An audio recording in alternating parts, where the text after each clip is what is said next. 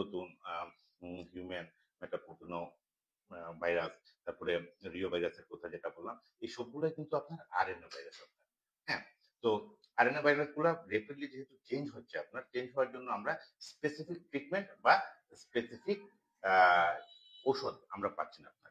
জীবাণুগুলা কি করে আমাদের শরীরের রোগ প্রতিরোধ ক্ষমতার উপর কাজ মানে রোগ প্রতিরোধ ক্ষমতা ভেঙে দিয়ে নানান ধরনের উপসর্গ তৈরি করে আমরা ওই প্যাথোফিজিওলজিতে যাচ্ছি না।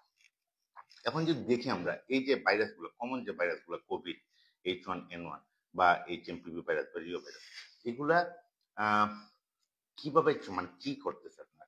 তো সোয়াইন ফ্লু এটা শ্বাসকষ্টের, হ্যাঁ, কোভিড এটাও শ্বাসকষ্টের ভাইরাস। তো এগুলা কি করতেছে আপনার মেনলি এই তিনটা ভাইরাস, আমি রিও ভাইরাসের কথা পরে আসতেছি আপনার।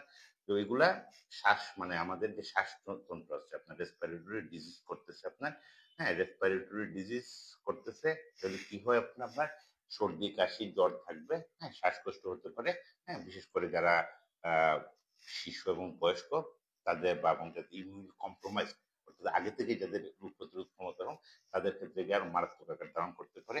এবং এই যে তিনটা ভাইরাস, এই তিনটা ভাইরাস মানে সংক্রামক রোগ হিসেবে কিভাবে সংক্রমণ করে আপনার? হ্যাঁ, সংক্রমণ আগে বলছি অনেকভাবে সংক্রমণ হতে পারে আপনার, যেমন হেপাটাইটিস বি ভাইরাস, এটা কিভাবে সংক্রমণ হয়? সাধারণত ব্লাড টু ব্লাড ট্রান্সফার। কিন্তু এই ভাইরাসগুলো যে ড্রপলেট ইনফেকশন যেগুলো, এগুলো খুব র্যাপিডলি ছড়ায়। আমি সে ফর এক্সাম্পল আমি H1N1 বা ইনফ্লুয়েঞ্জা ভাইরাসে আক্রান্ত, আমি হাঁচি কাশি দিলাম, হুম, আমার যে হাঁচি কাশির মাধ্যমে এটা আপনার আমার পার্শ্ববর্তী যে থাকবে তার ক্ষেত্রে কিন্তু এটা ছড়াবে আপনার, তাহলে হাঁচি কাশির মাধ্যমে ছড়াবে।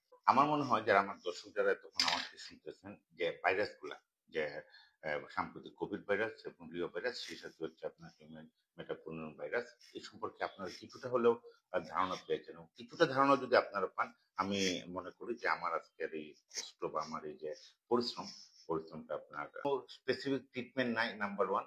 নাম্বার টু, এটা কিভাবে ছড়ায় আমরা জানতে পারলাম, তাহলে প্রতিরোধে আমাদেরকে প্রতিরোধের দিকে আমাদেরকে জোর দিতে হবে।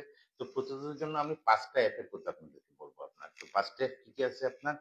ফুড, অর্থাৎ খাবার, আমাদের যে আমরা খাওয়া দাওয়া করি এই খাবারটা হচ্ছে গিয়ে মানে দূষিত খাবারের মধ্যে অনেকগুলো রোগ ছড়ায়।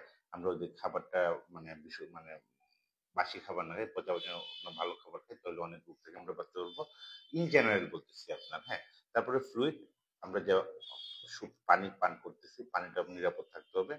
তারপরে ফিঙ্গার, আমি ফিঙ্গার নিয়ে একটু মানে আরেকটু বেশি কথা বলবো, যে আঙ্গুল, অর্থাৎ আমাদের হাত, হ্যান্ড রাইটিংটা খুব গুরুত্বপূর্ণ, আমাদের হাত পরিষ্কার রাখতে হবে সবসময়।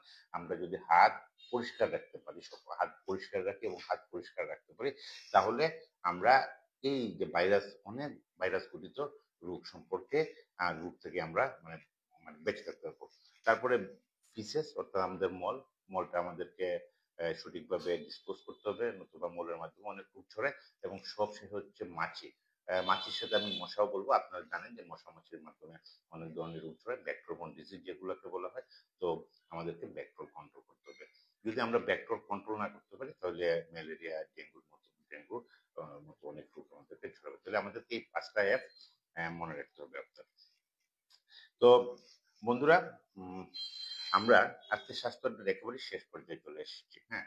তো আশা করছি আমাদের আজকের আলোচনা আপনাদের উপকার আসবে, বিশেষ করে সংক্রামক রোগ প্রতিরোধে হ্যান্ড হাইজিন বা হাতের পরিচ্ছন্নতা খুব গুরুত্বপূর্ণ।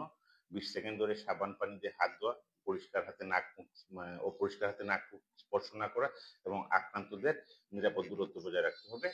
আর যেহেতু আমরা হাত ধোয়া নিয়ে কথা বলছি, হাত ধোয়ার একটা ইতিহাস দিয়ে আজকে প্রোগ্রামটা শেষ